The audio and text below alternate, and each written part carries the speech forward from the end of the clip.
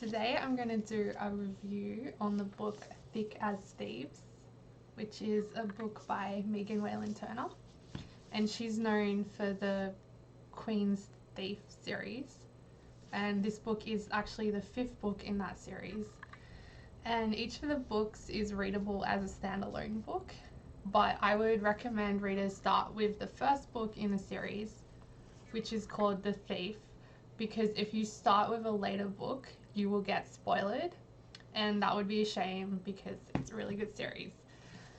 Anyway, so this review is basically going to be partially a review of this book and also partially a review of the series, because many things which are true for this book are true for the series as a whole. Anyway, back to the author.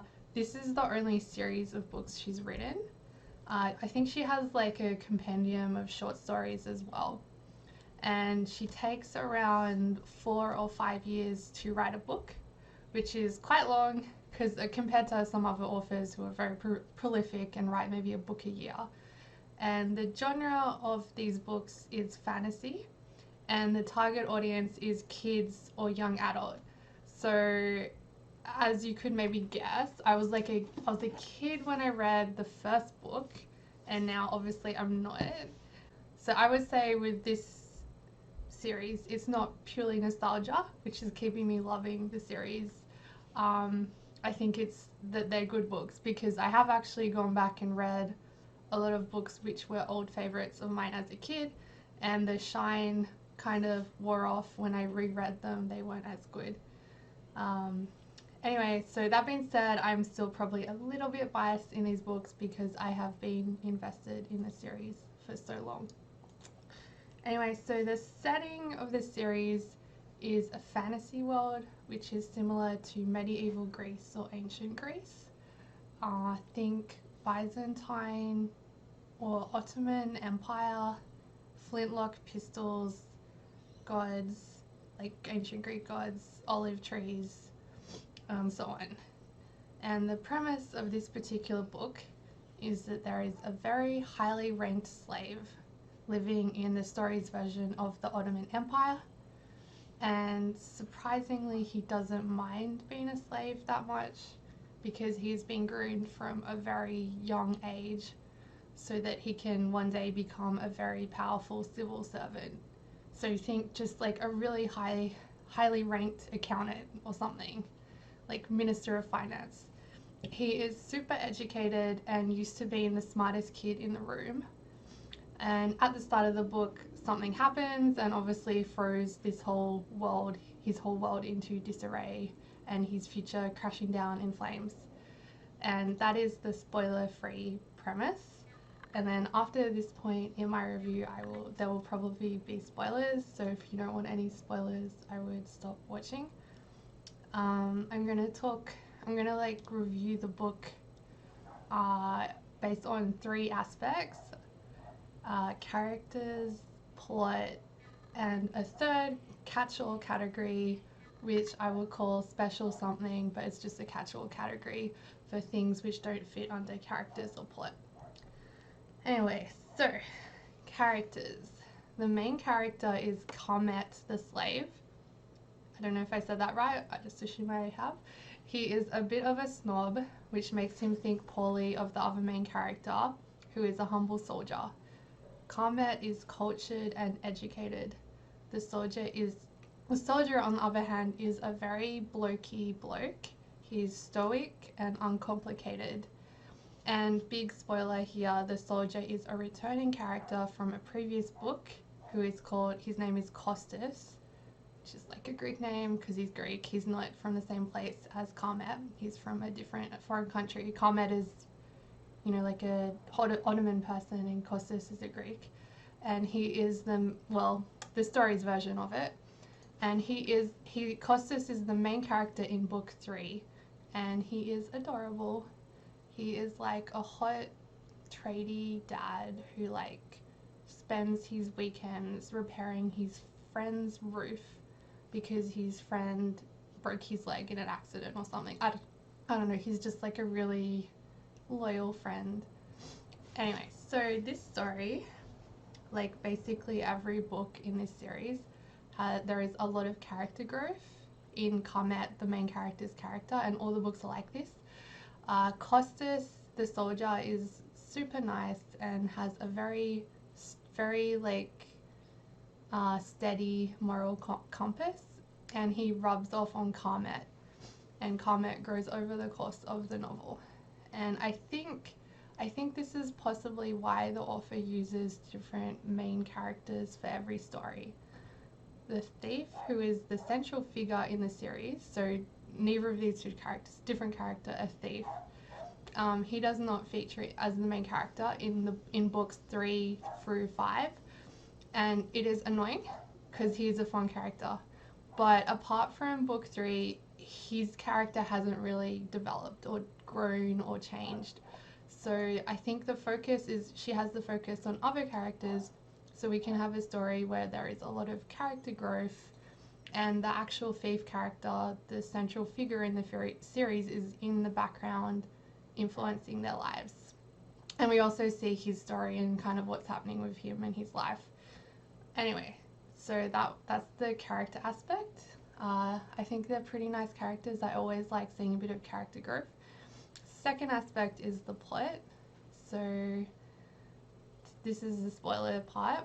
Comet's master dies, and when such a great man dies, all of his slaves are executed. So this is what they did back in the day. I don't know if they did it in Persia or wherever, or the Ottoman Empire, but I know they did do it in China. I think they did it in Egypt too, maybe. Anyway, so he doesn't want to get executed like the other slaves, so he flees to avoid this fate.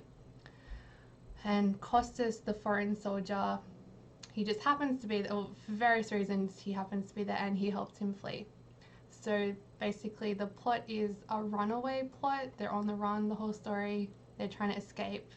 So that's what the plot is, and it's also a friendship story because it's about them becoming friends. So Comet's kind of like the slick city guy, and Costas is the simple country bloke, and they become unlikely friends. It's that kind of story. It's a basic plot. It's a good plot. I think we don't often get to see friendship plots in the young adult genre, especially male friendship plots. Like, you might get some girl friendship, but you don't really see this type of story. It's always romance in young adults. So I think it's any type of story where it's friendship focused is always going to be fresh for me. I like it. And in addition to that, there are, of course, twists in the plot, which is actually a hallmark of the author. Every single book in this series has big plot twists. There's every story, like, she puts a lot of effort. It's probably why the books take a long time, I don't know, but she puts a lot of effort, so there's always a big plot twist. So plot, 2 thumbs up for me. And there is also the influence of the gods in this story, which is another recurring device in this series. So I would call this, I don't know, the special something of these books. So the characters, to each other, they tell mythological tales, and these tales are mirrored in their own lives. And there's basically these stories within a story, these myths, but there is a twist because the gods or the heroes from the stories they tell are actually real, and they're meddling ever so slightly in the lives of our heroes. And I love this. It's not heavy-handed, and it adds a feeling of larger than life events, and kind of just like the foreign king is trying to influence, so the Greek king is trying to influence Comet and Costas to achieve his goals, so the gods are using all of them to ensure the safe future of their people. That's kind of, so there's this bigger story which is going on, and that's the fantasy aspect of the series. So it's a very small fantasy aspect. So the things this book does not have, so if this is kind of what you have to have in a story to like it, you might not like this. It does not have insanely original world building. I mean, it has like solid world building, but it's not something like super insane, like Lord of the Rings, invent your own language. It doesn't have a huge Shakespearean cast of characters with complex motivations and political machinations. It doesn't have beautiful crystalline prose, and it doesn't have flowery prose either. But the writing style is very clean, which I do like, but it's not super amazing.